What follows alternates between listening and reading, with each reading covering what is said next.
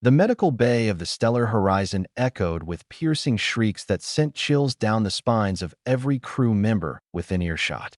Anna, a Valerian diplomat with luminescent blue skin and crystalline hair, writhed on the examination table as waves of excruciating pain coursed through her body.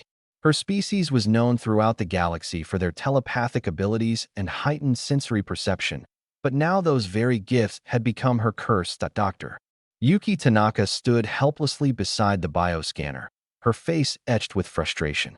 "Nothing's working," she muttered to Commander Stewart, who observed from the doorway with growing concern. "Her neural pathways are overloading. It's like her entire nervous system is on fire, but there's no physical cause we can detect." Anna's screams intensified, her three-fingered hands clawing at the air as if trying to grasp something invisible.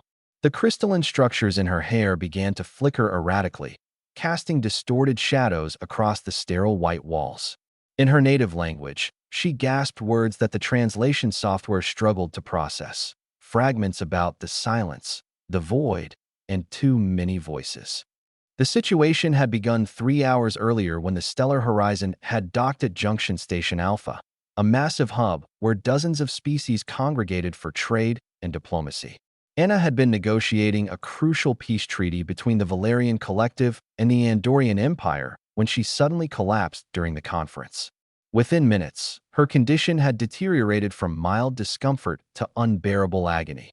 Alexander Chun, a junior engineering officer, had been conducting routine maintenance in the adjacent corridor when he heard the commotion. He wasn't supposed to be anywhere near the medical bay. His clearance level didn't permit it during emergency protocols. But something compelled him to approach, a strange pulling sensation in his chest that he couldn't quite explain. That he stood outside the medical bay entrance, watching through the transparent aluminum viewing window as the alien woman convulsed in pain. Her screams penetrated the barriers, and he felt each one like a physical blow. Alexander had always been sensitive to others' suffering. It was why he'd initially wanted to study medicine before discovering his aptitude for engineering. But this was different. This felt personal, urgent, as if some invisible thread connected him to the dying woman inside. "Step back," Chun, a security officer, barked, noticing him lingering near the entrance. "This area is restricted." Alexander nodded absently, but didn't move.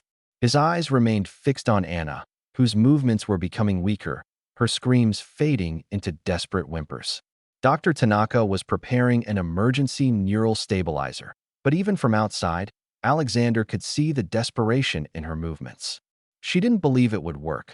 Without thinking, Alexander pushed past the security officer and strode into the medical bay. Alarms immediately blared as he breached the restricted zone, but he ignored them.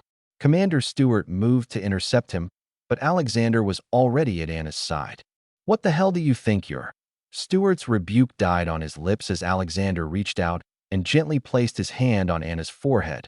The effect was instantaneous and profound. Anna's screams cut off as if someone had flipped a switch. Her body, which had been rigid with tension, relaxed into the examination table. The erratic flickering of her crystalline hair stabilized into a soft, steady glow. Most remarkably, her eyes, which had been wild with panic and pain, focused with sudden clarity on Alexander's face. The medical bay fell into stunned silence. Dr. Tanaka's jaw hung open, her neural stabilizer forgotten in her hands. The bioscanner's readings, which had been spiking into dangerous red zones, began normalizing at an impossible rate. "What?" Commander Stewart breathed, unable to finish the question. Alexander maintained contact with Anna's forehead, feeling an inexplicable warmth flowing from his palm into her skin. He didn't understand what was happening, but he knew with absolute certainty that he couldn't break the connection. Not yet. Anna's lips moved, and when she spoke, her voice was hoarse but clear. The translation software rendered her words, "The silence. You brought the silence."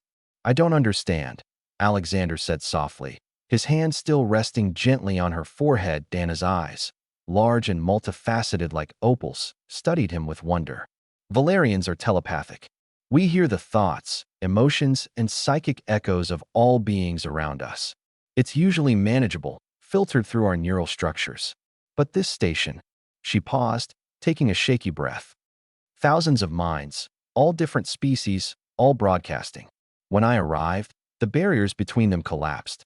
Every thought, every feeling, every fear and desire crashed into my mind simultaneously. I was drowning in an ocean of consciousness.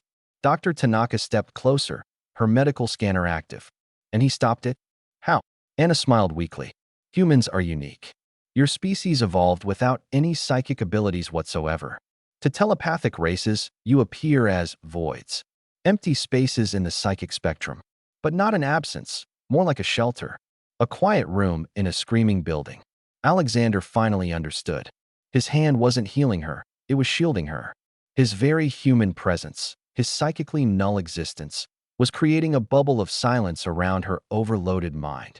In a galaxy filled with telepathic noise, he was the pause between notes that made the music bearable. How long do you need? He asked, his engineering mind already calculating solutions. Minutes, Anna replied, her crystalline hair now pulsing with a healthy rhythm. My neural pathways are rebuilding their filters. The overload is already receding. You gave me the breathing room I needed to recover. Commander Stewart cleared his throat, his expression shifting from shock to understanding. Mr. Chun, I believe you just performed first contact in an entirely new way. As Anna's condition continued to stabilize, Alexander remained at her side, his hand a silent anchor in the storm. In that moment, surrounded by advanced alien technology and beings of incredible power, it was the most human of qualities, the ability to simply be present, to offer comfort without expectation, that had saved a life. When Anna was finally cleared for release 2 hours later, she clasped Alexander's hand in the traditional Valerian gesture of profound gratitude. In a universe that screams, she said, you taught me the value of silence. Alexander smiled. Sometimes the most powerful thing we can do is just be there. And in the vast, noisy cosmos, that simple human truth resonated louder than any scream. Yendi.